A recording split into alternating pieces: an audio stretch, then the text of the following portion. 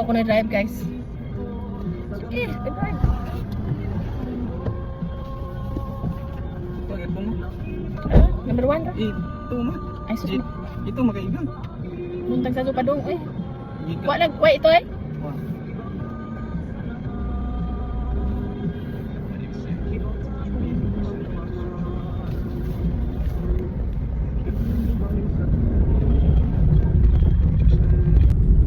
Simba dia eh.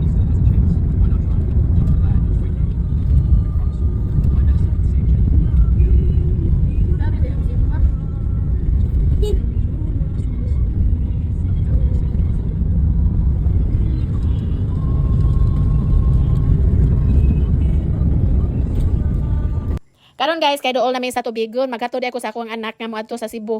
Kay mag-training na pod. Ay, Ginoo. Usaon naman ni wa man taon ni kahumanan gasto guys. Naunsa naman ni wadwad inahan kung bati kay kaning atuang panginabuhi para ni sa atong anak, kaning atong kayod para ni sa atong anak. Nga unta kaning atong anak. Magtinarong unta pod ha, magtinarong. Kay dili lalim ning inahan nga muna nang kumbati unya binuangan lang sa anak. Bitaw guys. Mansad ko nagbahay sa akong mga anak guys kay buotan man pod. Aw, unsa ba? BM buotan ba? Magtinarong lang unya karon kay ni abot namin sa Tubigon ni kaunsa mi diri kay alas 10 pa ang biyahe sa ako ang anak. Mao ni amo ang pagkaon pamahaw unya di ba jud lalim guys lami jud pangaut sa nga dili katol kay dili jud lalim ang gasto.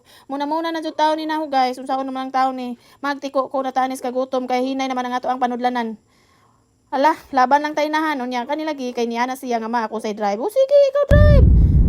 Ikaw drive basta nga ako alang mahuman na mo training.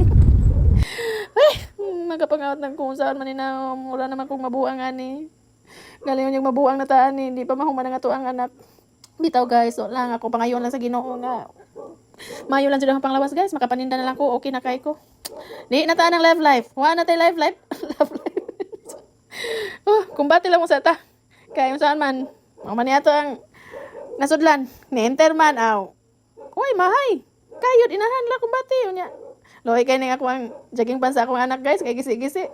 Bawa po ni bata, komportable man siya bisag gisi iyang sini kanang kaso jogging pants. Aw, kaguduhan. Guys, and how na isang kaso guys. Gisi, maabot na sa